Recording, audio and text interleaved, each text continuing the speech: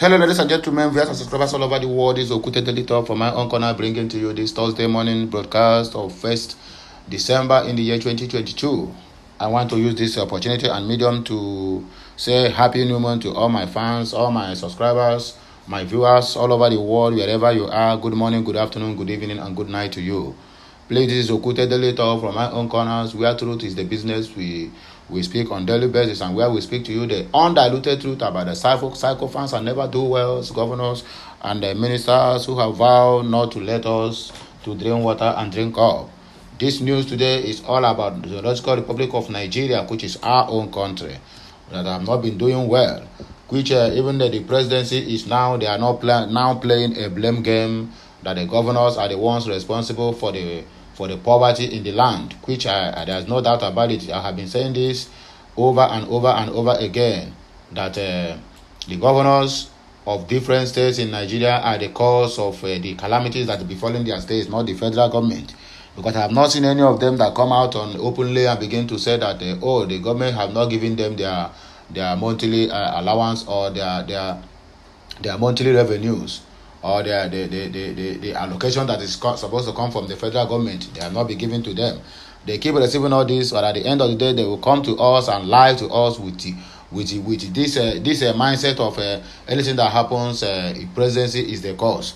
In our land, we are having insecurity is never presidency, because every state government have every right to take care of their state. If they can be able to gather and say, we are bringing a dragon militia in the eastern region to guide us, then what stop them from doing the right thing of equipping a very formidable force that will guide and safeguard the people of the east, the Biafran land? But they cannot do it because the inconsistency and the insurgency in our land, many governors are cashing out with it, and they are receiving bags of monies, and they are receiving Ghana must goes at the federal level because of the insecurity and the unrest that were found in the peaceful region of the eastern state of Nigeria. So please, without not taking much of your time, we are going into the business of the day. Tighten your seatbelt and listen attentively. Do not go and do not touch the dial. Obey court order.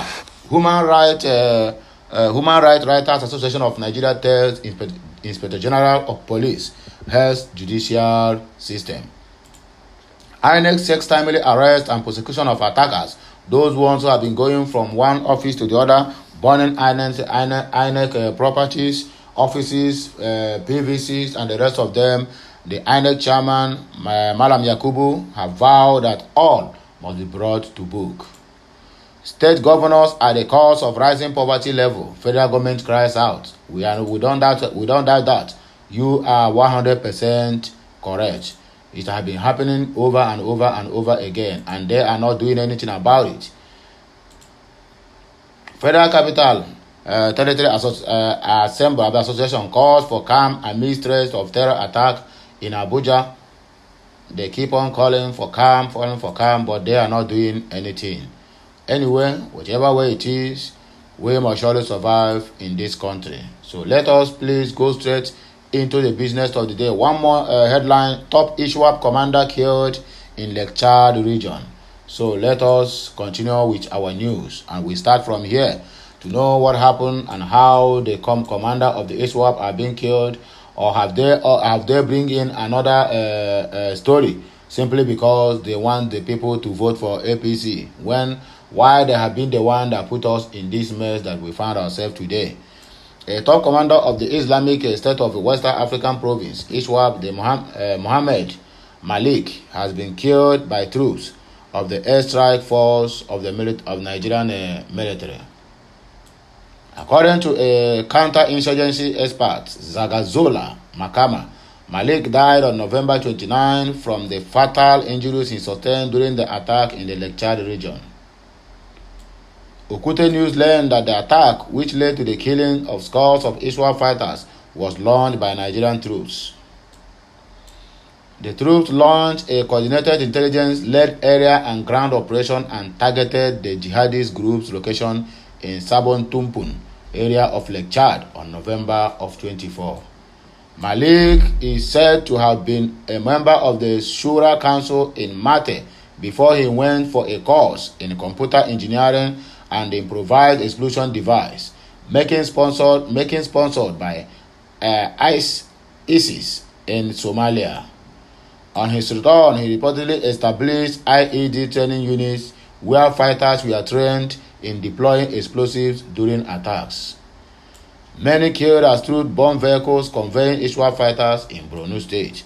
Meanwhile, scores of ISWAP fighters have been killed by troops of Operation Hadinkai in Borno State. Okute News learned that the terrorists were bombed in a vehicle conveying them on Sunday. It was learned that the troops of the Nigerian army killed the insurgents who moved around the axis of Kaushoros in Damboa local government area of Borno State. The insurgents were said to have been killed by the Super Tucano light attack aircraft recently acquired by Nigerian Air Force, according to them. So this is what you need to know about the top Israel commander being killed in the Chad region, Mr. Abi Commander Malik, or what did they call him, Mohammed Malik. So let us move into another news. Obey court order. Human Rights Writers Association tests IGP health judicial system. The Human Rights Writers Association of Nigeria has called on the Inspector General of Police, Usman Alkali Baba, to obey the ruling of the court of the High Court that sentenced him to 3 months imprisonment. Okute News report that the Human Rights Writers applauded the court's ruling, saying it means the justice system in Nigeria shows that nobody is above the law. Nobody is above the law. They have sentenced Bauer, what do they call him, that EFCC chairman, to prison. Have he ever for one day sat behind bars? Or have he ever for one day been in even his own house arrest? The answer is 0. So tell me, how do you think that this one will obey? Whereby the people who put the law, who keep on telling people or forcing people to obey the last order, which is the law of the land, are now the ones spoiling the law, are now the one going against the law, are now the one disobeying the same law which they have agreed or sworn in to protect and abide. So if a Bauer can refuse to go to prison when he was even sentenced, then how much more the Inspector General of Police Nigeria? People who have already think and concluded that they are bigger than the nation, that no one can do them anything simply because they are the power that be, and they are the one that is making the law that they don't abide on. According to the group, the step is a courageous one, noting that the judiciary has lawfully exercised the judiciary authority conferred on it by Section 6, Subsection 1 of the 1999 Constitution. Okuteniu record that Justice Mobalaji Oluwajon of the Federal High Court in Abuja on Tuesday sentenced the IG to 3 months in prison for contempt of the court after his refusal to obey a court order made by the Federal High Court. I'm waiting when that one will happen. Put him behind bar for 3 months. Justice Oluwajon, who delivered the judgment, followed a suit filed by one Patrick Okoli, a former police officer who claimed that he was unlawfully and compulsorily retired from the Nigerian police force. Human Rights Writers Association, however, noted in a statement that the order of the Federal High Court must be obeyed with immediate effect.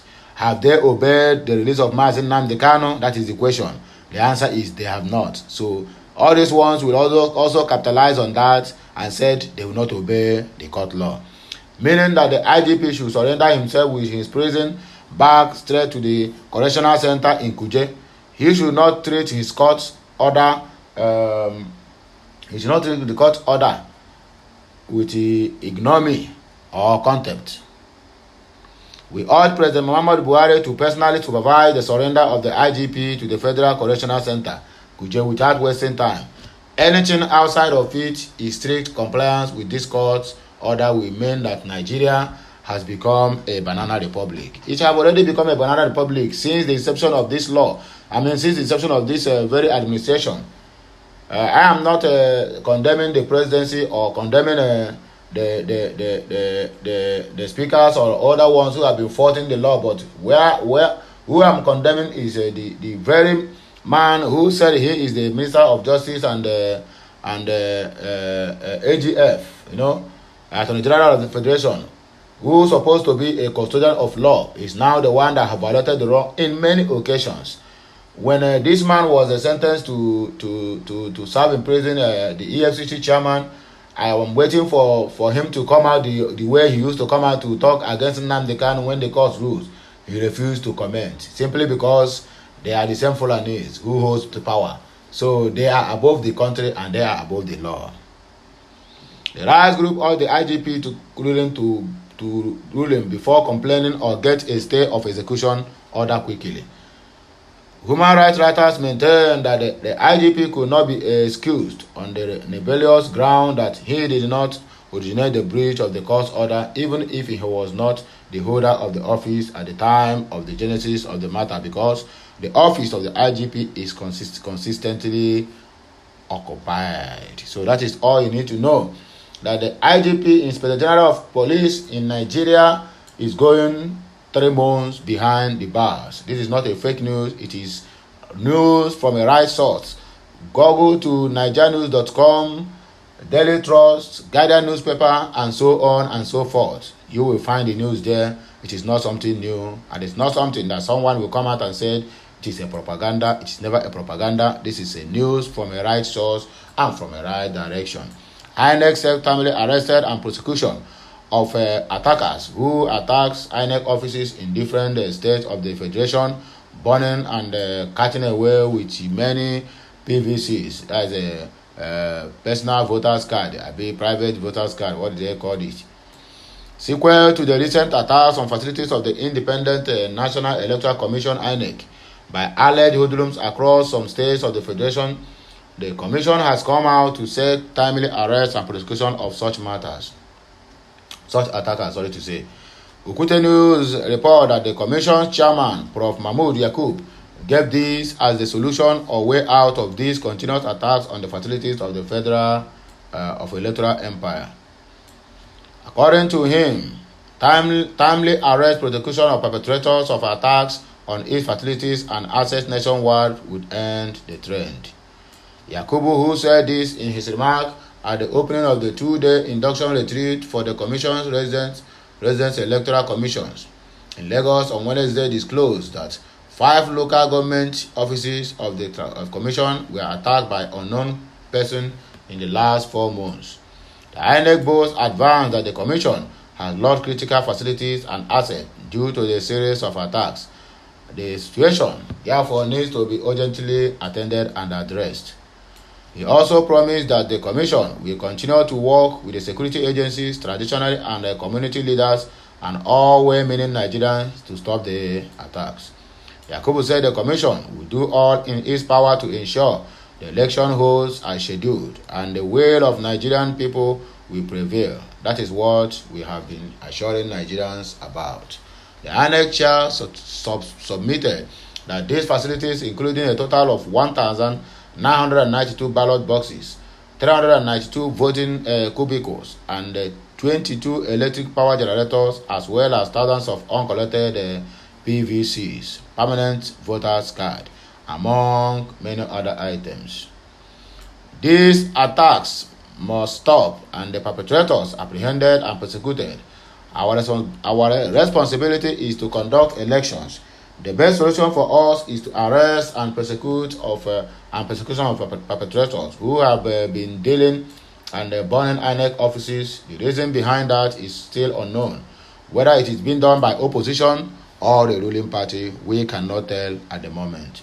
But by the time those hoodlums were arrested, then we will get to the root of this very matter, according to Mahmoud Yakubu.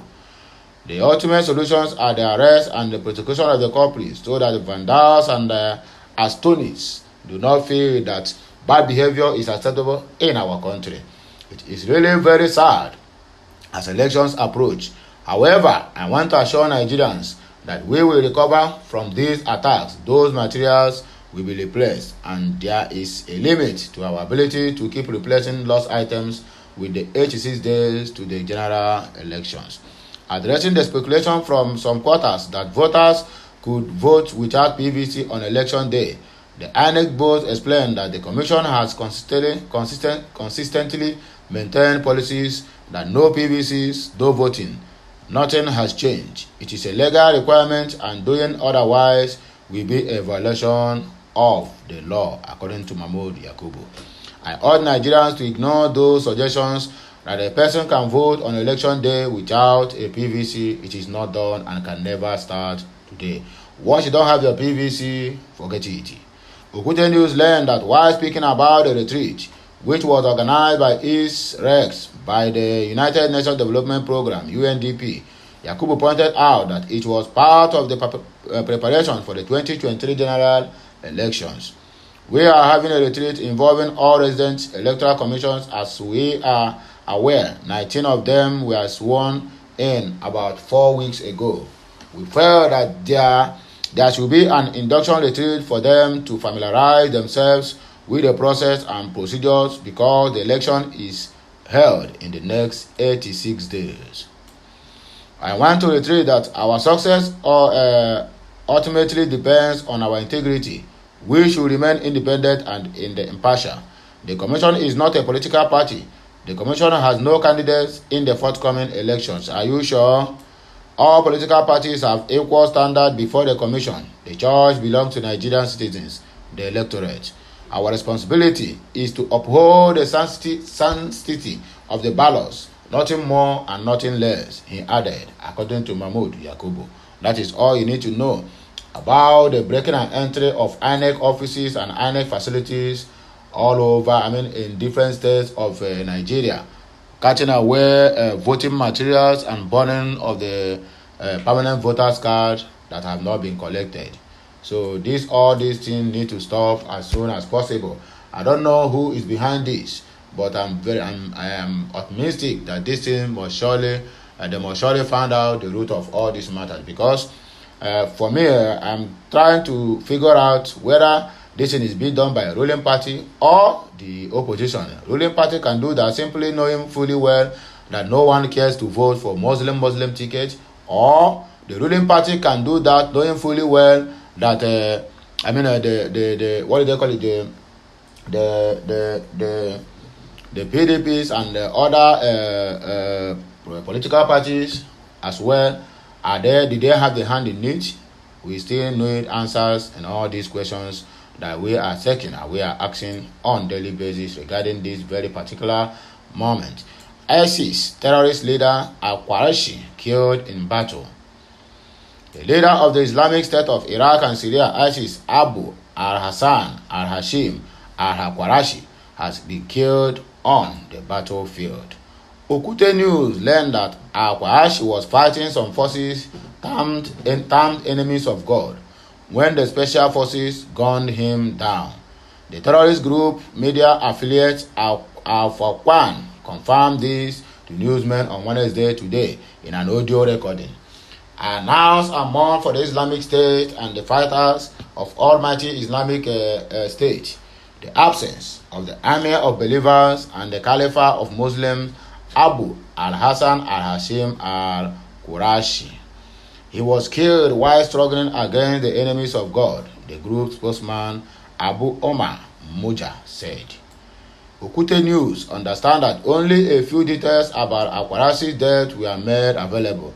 The United States National Security Council Coordinator John Kirby has, however, reacted to the development. We certainly welcome the news of the death of another ISIS leader. I don't have any additional operational details to provide at this time. We are still working our way through that, Kirby said. Meanwhile, CNN reported that the group immediately announced Abu al-Hassan al-Qurashi as its new leader. The new leader is said to be an old fighter. It could be recalled that Hashim al-Qurashi was appointed ISIS leader in March of 2022 following the death of Abu Ibrahim al-Qurashi in a military operation in the northwest of Syria. So that is how you people keep appointing people who are making making life miserable, making life ungovernable, making life not enjoyable in this world we find ourselves, because we keep on appointing unrest among the people. State governors are the cause of rising poverty level. Federal government cries out. Yes, so they are among, because they are the ones that are stacking cash in their warehouses, in their cars, in every part of their rooms and their houses, and looting it abroad for safekeeping, for their own selfish interests and selfish desires. The federal government has blamed the state government for being the cause of the rising poverty level in the country. Okute News report that the Minister of State for Budget and National Planning, Clement Abba, made this allegation in Abuja on Wednesday after the week's Federal Executive Council (FEC) meeting presided over by President Muhammadu Buhari at the presidential villa. According to him, the surge in the poverty level in the country is because the state governments have failed to contribute their quota of development responsibility to the grassroots, where the major production activities take place. Abba, while fielding questions from State House Corporation correspondent on how he and his counterpart, the Minister of Financial, Budget and National Planning, Zainab Mohammed, were doing to caution the current leadership faced by Nigerians, noted that the state governors are busy building flyovers, airports, and other projects that are visible in the state capitals, rather than investing in areas that directly uplift the standard of life of the people in the rural areas. He advanced that the state governments have consistently received their shares of national resources but have misdirected the source to projects that have almost no direct effect on the needs of the people. Well, in this regard, I must say that with due respect, I disagree with you. If you can say that they keep looting money, I will agree with you. But some governors who receive this money and use it for something, I think, are they not better than those ones who receive but have not done anything? So how can you come out and be blaming people who are using their own money? Talk about the people who have been looting the money, who have not even done a single project for the people to see. And you are here talking about those ones. Okay, indirectly you are talking about Wike. Of course, he is the one that have built the most flyovers in this very administration. And those ones who are pocketing their own allocation from the federal, what happens to them? Okay, they are doing a good thing, right? Man, I totally disagree with you on this. The governors are the cause of the poverty in our areas, because all this you are talking about building of flyovers, roads, and other things. If a poor man can have a good road where he can at least convey the small vegetable he cultivated on his farm and sold it to people, then people who come to market will see what to buy, and he will also have money to buy other things. That is how the car circulates. But whereby there is no good road, the road is filled with potholes and the rest of them, bad road brings insecurity. Of course, when there is bad road, that is when you will see all this what do they call it, all these bandits hiding every corner of the road. When you are trying to dodge a pothole, then they will flag you down, and the next thing, they have kidnapped them to enter inside bush. But whereby the road is straight on the expressway, tell me how are you going to be matching brake on the expressway? You will be on your speed. Anyone that comes to your front, you cross that person and move ahead. So I totally disagree with you. I don't agree with you at all. Talk about those who have been looting the state funds. They are the cause of the poverty in their areas. I rest my case. Okute News record that several reactions have trailed the recent report released by the National Bureau of Statistics last week that 63% of Nigerians, which is equivalent to 133 million people, are multidimensionally poor. Yes, it is true. The NBS report indicated that 65% of the poor live in the north, while 35% live in the south. However, the minister's reactions joins a host of other reactions when he said about 72% of the poverty in Nigeria is found in the rural areas, and the state governors have abandoned this rural population to concentrate on the function in the state capitals. That is the problem we are having. Any project they are doing is only based on the state capital. The rural areas, those places who are the ones that are manufacturing the food that is feeding the state or the nation, are not being remembered. They have been forgotten. Abba also submitted that while states are in charge of land for agriculture, they do not invest in them for the desired effect on their rural citizens, noting that they should focus on initiatives that can pull the majority of the people out of poverty. We have Minister of Agriculture who don't even know how to cultivate a single corn. That is Nigeria for you. And Nigeria is a country where you have Minister of Information and not even have information to give to his people other than lies. Nigeria is a nation whereby you have a Minister of Health who goes abroad frequently to treat even common headache. And you call yourself you are a minister. Minister of Education who don't even attend a single lecture in Nigeria other than abroad. And all his families and relatives have been flown abroad for studies. Then what happened to the ordinary school here? What happened to ordinary? Ordinary school in Nigeria. That's why our educational system keep dying. ASU can be as long as how many months in strike, in suspension, out of school, and the Minister of Education and or Minister of Information and the rest of them don't even care. Instead, when you call the meeting and you speak your mind, they will walk out on you. That is Nigeria for you. Nigeria, where we have Minister of Land, Mining, and the rest of them that don't even know how many square meter makes or how many plots of land or how many square meter makes a plot of land. That is Nigeria for you. Nigerians have been, those ones who have been appointed in so many offices is just not by merit, but just because they know somebody that knows somebody that knows somebody. And Nigeria keep dying every day by day. Che, when will all these things stop? Please, do not touch the dial. Keep on listening attentively, because I still have a lot to give you. Federal Capital Territory calls for calm amidst threats of terror attack in Abuja. The Federal Capital Territory Administration has called on the residents of the territory to remain calm as security agencies are working assiduously to sustain the state of law and order in the nation's capital. This is contained in a statement issued by the Director, Information and Communication, Federal Capital Territory, Malam Mohammed Sule, on Wednesday in Abuja. Sule assured the residents of the Federal Capital Territory that all necessary arrangements have been made to safeguard lives and properties. As part of proactive measures, the Minister of the Federal Capital Territory, Malam Mohammed Bello, convened an emergency security meeting where issues concerning the security alert given by some embassies in Abuja to their citizens were exhaustively discussed and measures taken to sustain the current state of security and prevent any breach.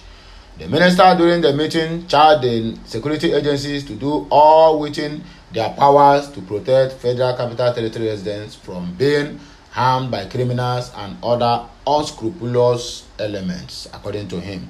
The administration has not authorized the closure of any school. Accordingly, the schools that have closed should therefore reopen forthwith.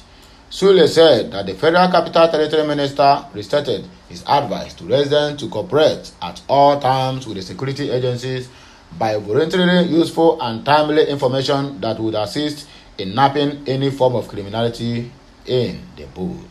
He therefore urged residents and visitors with the territory to go about their legitimate businesses as all the security agencies have been fully mobilized to checkmate any form of intrusion into the Federal Capital Territory, according to him.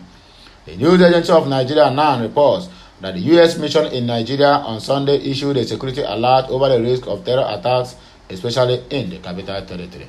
The alert read, "There's an elevated risk of terror attacks in Nigeria, specifically in Abuja. Targets may include, but are not limited to government buildings, places of worship, schools, markets, shopping malls, hotels, bars, restaurants, athletic gatherings, transport terminals, law enforcement facilities, and international organizations." None speaks. So that is all you need to know about this very issue concerning the attack. The terror attack alert being given to us by the United States and United Kingdom in Abuja some couple of days, weeks or months ago. So, my dear people of Biafra land, the lovers of freedom and the lovers of mankind, I think this is where we need to come to the end of this very broadcast, because without you there will be no me, and without me there will be no you. So this news of December 1st will bring us a good tidings in this coming months. In this coming year, that this year is ending with every sorrows, anything that is not working well in our lives, in our families, and the rest of them, we shall be more than conquerors, and nothing is going to harm us. We have stand gidigbam, according to Igbo man. Say we have stand gidigbam, and that gidigbam we have stand, meaning that 2023 we are having Biafra, and that one must surely come to pass. No matter the hurdles, no matter the temptation, no matter the attacks of any kind, from anywhere, from anybody, we are not going to give up, because the Almighty Chukwu Okiabiama is always there with us to protect and guide us and see us through. So that is all I have for us in this very day. Until I come your way again, I still remain your one and the only Okute Daily Talk. Please, if you are not subscribed to my channel, endeavor to do that as soon as possible. And make sure you share every of my content, every of my news to your family and friends, so that they may be aware of this very broadcast and pass on the message from one person to the other, so that to get to the ears of those who will do something or who will perform some actions to make sure that they better the lives of every Nigerian and every Biafran out there. So we shall move forward, and you shall expect to hear from me again as time goes on, because today being the 1st of December, we still have a lot of news to give to my people. Have a nice day, my people. Have a nice month, and may this month bring us good tidings and bless the works of our hands. Continue listening to this, and continue listening to my channel, and continue subscribing. I am signing out. Bye for now. Kemesiano.